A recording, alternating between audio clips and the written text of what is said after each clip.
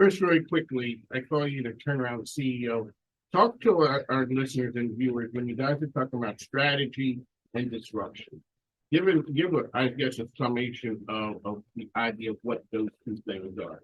Sure. And, from my perspective, my background has been either taking over struggling businesses and improving them or helping someone grow. I've launched some startups as well, where it's more of there is a piece of strategy, go to market, product strategy, but also just the execution. You go into a company that maybe was a little undermanaged. You need to put the right people in the right seat of the bus, right? You might have a team that's not working well, but you've got to organize it in a way. So I would be more on maybe the execution side of the plan with a little bit of a strategy piece.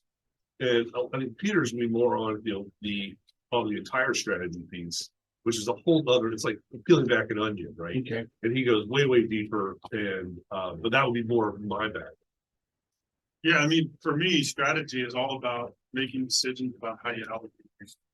Whether it's capital, whether it's people, whether it's IP, whatever it is, you have a finite set of resources to work with in running the business. And the strategy in terms of how I think about it is how do I allocate those resources.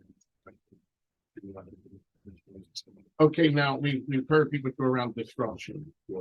Talk a little bit about that stuff. So disruption is a hugely broad term these days. Yes. People use it to talk about all sorts of different things. And quite frankly, a lot of the startups that I talk to these days all claim to be disruptive. It's kind of pleasant. We have a disruptive new technology, we have a disruptive new whatever product. And everyone's got AI attached to it. Exactly. Well, but those are the two things. Yeah, right. But in reality, when I talk about disruption, I'm talking about a very discrete set of changes. And there's, it's a variety of people that have written, very brilliant people have written about disruption, like Christensen and others. There's some great work done by my colleagues at Floyd, looking at sort of pattern of disruption. And really what we're talking about is a new entrant or even sometimes an incumbent within an industry kind of flipping things on its head. The fundamental value chain often changes, and when true disruption is happening. Right? A couple great examples that I talk about all the time. Power Shape, classic, sort of right out of Clayton Christensen's book, Disruptive Innovation, where got an incumbent, Gillette, the 5 blades, and I don't know if you've ever seen the original viral video for Power Shape, but brilliant. You don't need 5 blades and vibrating head and this, that, and the other thing for $50.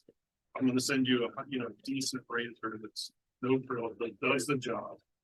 They're really funny. If I recall, he was walking through the warehouse, and those were viral. When you talk about that right there, disruptive, everyone says that they are, that they want. How many truly are? Like you said, so we got the dollar shape book. I think when we look back in history, how many people are really disruptive an industry? Yeah. Well, I mean, there's a couple clear examples as well. Right? There's Amazon's one of the most ubiquitous, right? Uber, some other the tech unicorns where they fundamentally altered the way value is exchanged within an industry. But Uber would be an example of what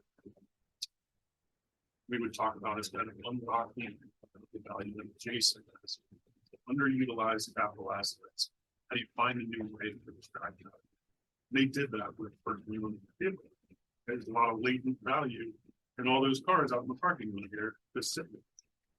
So how do I unlock that? Our Shape Club, like I was talking about Clayton Christensen, this is classic sort of the incumbent out innovated the mainstream of the market, chasing those highest profit segments at the very top of the market. Come in at the bottom and sort of innovate. Shape, that's $1.5 billion off of that's room and segment net sales. And that's how you have a startup go from 0 to $1 billion in 5 years. And a lot of people overthink it. In his book, he shows industry after industry where the incumbents overinvest and they end up making a product that only the top of the market can buy and has every feature, and they kind of ignore the middle, and then people can come in underneath with a simple, it's cheaper, it does exactly what you need, And then that's how a lot of them got started. It was kind of interesting. So to your question, Mike, my first challenge to a startup CEO who is using the word disruption is I would challenge them to say, okay, how are you disrupting? And if they can articulate to me, well, we're unlocking the value in adjacent assets, or we're shortening the value chain, or we're creating a platform out of what used to be fun, or we're disaggregating products to deliver just a piece of that. There are well-defined patterns that true disruptors can follow. And I would argue that if I'm a startup CEO and I want to follow one of those patterns, I should know what those patterns are and be able to articulate it and be able to rally the organization around it. Make it clear this is where we're headed. So a startup that tells you they're just making something cheaper, faster, and better. It's not exactly disruption. It's Not necessarily. but not, it's got to turn it on its head and have a force multiplier of economic, like you said, it took $1.5 billion out of Gillette. It needs to, and Uber as well. I mean, you're right. They took a lot of slack out of the system and then put it together. One of the things, so Ben, I'm from Philly, and there would be people who would be in the city, a person would take the car and sit at the market, and Mrs. Jones would come out, and they would take Mrs. Jones groceries and take her home. And that would be unregulated, just, we call them hacks, and that people had that idea. But it took somebody to standardize that and take it to the masses. When either you guys sit with CEOs, do you see the one time CEO who has it? Yes, because they all think they got it. They all think they got that idea. It's gonna be it. You guys sit and you say, when you walk, where you going? Okay. Yeah, sure.